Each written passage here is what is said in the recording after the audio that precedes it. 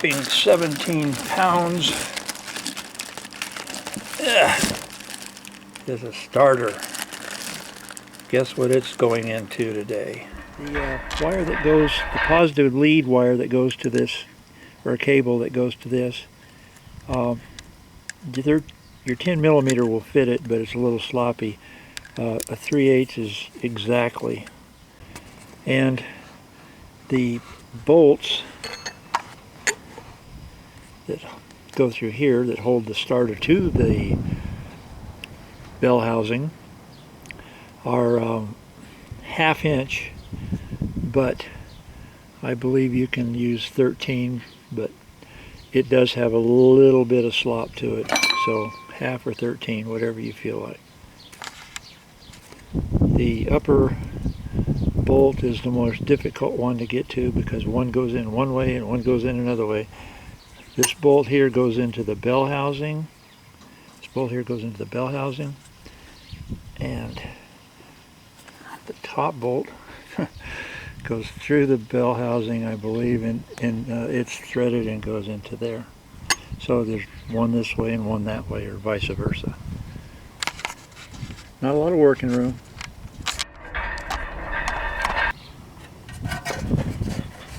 That's the first bolt I want to take loose. Cable bolt. I've already broke it loose a little bit, as you can see. Next bolt I take loose will probably be the bottom one. Actually, I'll take this one loose probably last. And the top bolt is right up there. And what I'll do is I'll put a long extension on it, come in from the back or alongside the exhaust pipe. My little 1/4 inch swivel head ratchet fits in there really nice with that 3/8 socket.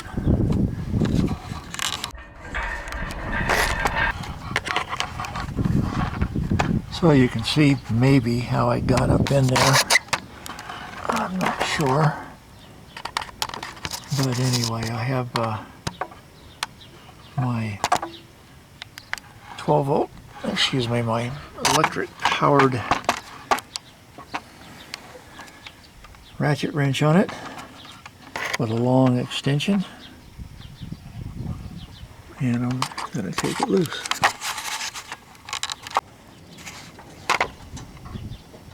This is what the top bolt looks like. Starter is holding itself for the time being,